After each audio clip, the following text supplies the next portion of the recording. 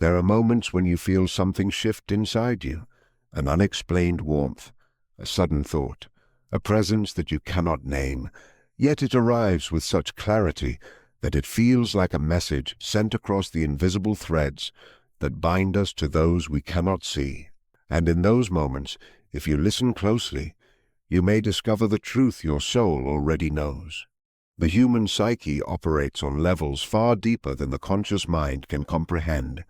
and within those hidden depths lies an intricate network of energetic and emotional currents that connect us to others, often without our awareness. When someone thinks of you with strong emotion or focused intent, that psychic energy does not simply vanish into nothingness, it moves through an invisible realm,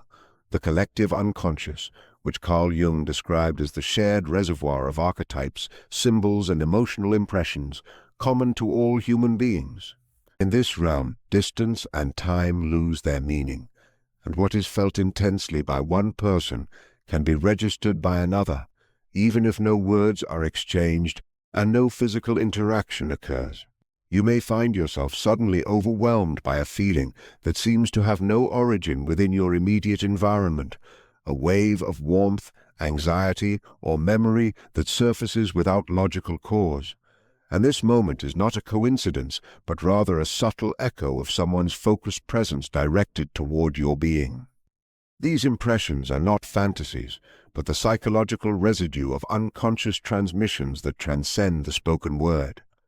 Jung believed that when we are attuned to our unconscious through practices of introspection and self-awareness, we become sensitive to these undercurrents and begin to perceive them as more than passing emotions.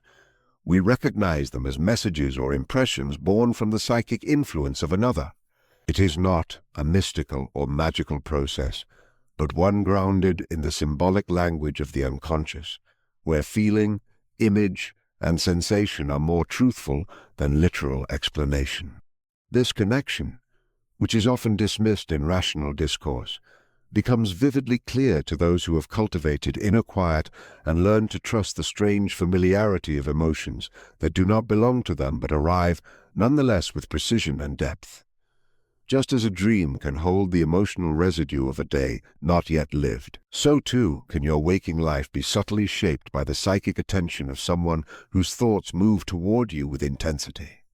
In these moments, your heart may race, a memory may stir, or a sudden need for stillness may arise, and if you listen closely, beneath the noise of your daily life, you may feel the brush of another soul's presence moving through the field of your unconscious awareness. This is the hidden language of deep connection, unspoken but deeply real, and available only to those who dare to feel beyond the surface. Synchronicity, as Carl Jung described, is not merely coincidence but a profound alignment between the inner psychological world and the outer material world, where events occur with such meaningful timing that they defy rational explanation and instead speak to a deeper order underlying reality. An order that reveals itself when emotional energy reaches a peak and psychic content seeks expression through symbolic events. When someone thinks of you with strong emotional charge, especially within the unconscious realm, it activates a ripple effect through this unseen psychic network, and you may begin to notice odd yet strangely poignant patterns emerging around you. Seeing their name repeatedly, hearing a song that connects to a shared memory, encountering symbols, dreams, or even people that remind you of something unspoken, something emotionally charged but not consciously called forth. These are not hallucinations or projections, but manifestations of the psyche's attempt to communicate a deeper truth through metaphor and symbol, reflecting the idea that time and space are not barriers to connection when emotion is strong and thought is pure. Such experiences become a mirror in which the inner world is reflected in the outer, not as a logical sequence but as a poetic structure through which meaning reveals itself in fragments and images. Synchronicity acts as a bridge between two separate psyches, allowing one person's emotional attention to cross into another's awareness without words or contact, bypassing linear causality and arriving instead as a moment that feels like fate gently tapping on your shoulder. You might feel a sudden pull toward a place,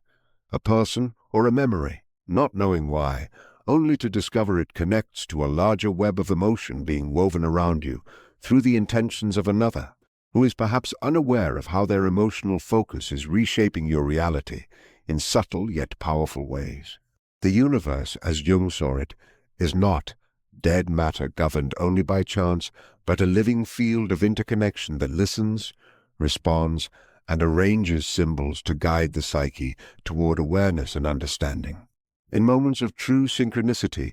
what seems accidental reveals a deeper psychological truth, and when you feel the presence of a thought, a pull, or a sign that appears with uncanny timing, it may not be chance but the reflection of someone's emotional thought gently intersecting with your path, urging you to pay attention not with logic but with your soul's perception. For it is there that the unconscious speaks most clearly and meaningfully. Intuition is not a mysterious force reserved for the gifted few, but a natural faculty of the human psyche, especially potent within the feminine dimension, which Carl Jung described as deeply attuned to the unconscious and receptive to symbolic knowledge that escapes the confines of logic and linear reasoning, operating instead through feeling, sensation, and inner resonance.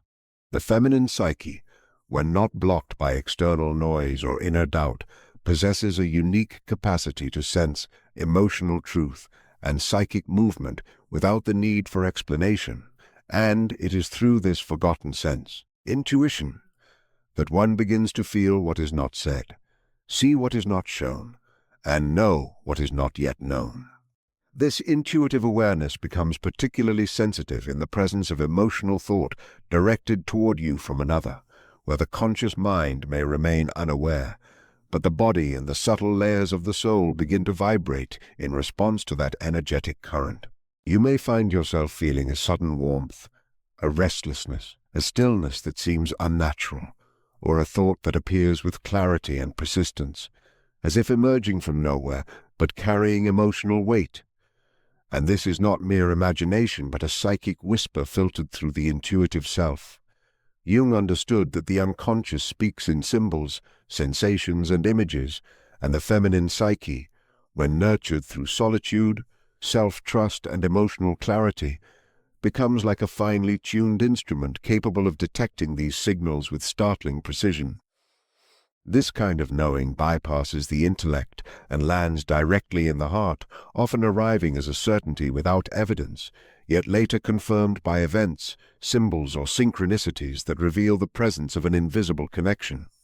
It is not about seeking validation through external proof, but rather about learning to trust the subtle language of feeling, where the truth is often felt before it is seen. The problem arises when one doubts this inner knowing or silences it under the weight of rationality,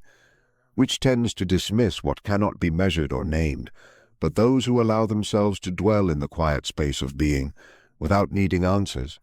discover that their intuition begins to speak louder, more clearly, and more consistently. Through meditation, journaling, mindful solitude, or simply listening inward without judgment, you create a sanctuary within where intuition is no longer drowned out by doubt. And in that sanctuary, you begin to feel the impressions of others, the silent presence of thought, the echo of emotions that are not yours, but arrive with such force that they must be acknowledged. And in doing so, you remember a wisdom long buried beneath modern noise, a wisdom that once guided the soul in harmony with the unseen. Emotional transference is a psychological phenomenon where feelings, thoughts, and desires that originate in one person are unconsciously projected onto another. And in the realm of deep emotional focus, this transfer can occur across distance and time, resonating in ways that affect the internal state of the receiver without any direct interaction. And Carl Jung's understanding of the unconscious helps explain how this resonance takes place, not just within relationships, but within the collective psychic field that all human beings are silently part of. When someone focuses on you with intense emotional energy, be it longing, love, confusion, or desire,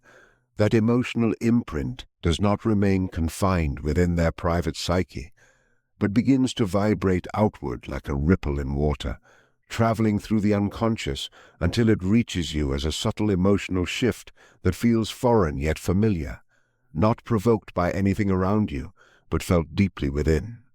This is not merely psychological suggestion or projection, but an actual energetic exchange that bypasses conscious awareness and moves through the symbolic structures of the unconscious, where feelings are not isolated within individual minds, but float within a shared emotional atmosphere. You may find yourself overcome with sudden sadness, warmth, or a restless feeling of wanting to reach out or retreat without any identifiable trigger. And in these moments you are likely experiencing the emotional residue of someone else's psychic attention that has latched onto your own receptive field. Jung believed that these unconscious dynamics play a much larger role in shaping our behavior, moods, and inner life than we typically acknowledge. And when two psyches are bound by emotional history, unresolved tension, or deep attachment, their energetic fields remain entangled, allowing emotional states to pass from one to the other without consent or conscious understanding. You might begin thinking of someone with unexplainable frequency, feel pulled to remember specific moments, or sense a change in your inner atmosphere that feels too alive to ignore. And these experiences are evidence of emotional transference at work, where another's unspoken focus has found its way into your experience. The body becomes the first to react, through heart rate changes, sleep disturbances, or sudden energetic shifts, and when this happens, the mind often tries to rationalize it. Yet the truth lies deeper in the unconscious mechanisms that Jung devoted his life to exploring. When emotional energy is strong enough, it transcends the limitations of speech and space, moving like a signal through a hidden psychological current. And if you are still and sensitive enough, you will notice it entering your awareness not as a thought, but as a sensation that is unmistakably real and undeniably significant. Dreams are the sacred language of the unconscious, and within their symbolic structure lies the hidden communication between souls, where emotional energies, psychic impressions, and unspoken thoughts take shape not through direct conversation, but through archetypes, images, and metaphors that speak a deeper truth than words ever could. And Carl Jung saw dreams not as meaningless fragments of the mind, but as meaningful expressions of the soul's activity, particularly when charged with emotional content connected to another person. When someone thinks of you with intensity, especially during moments of emotional vulnerability, their psychic energy does not remain isolated, but can travel through the collective unconscious and appear within your dreams, not always directly, but through symbols that reflect the nature of that emotional presence, an unfamiliar face that feels like home, a sudden storm that mirrors inner unrest, or a silent figure that watches from a distance yet feels intimately known.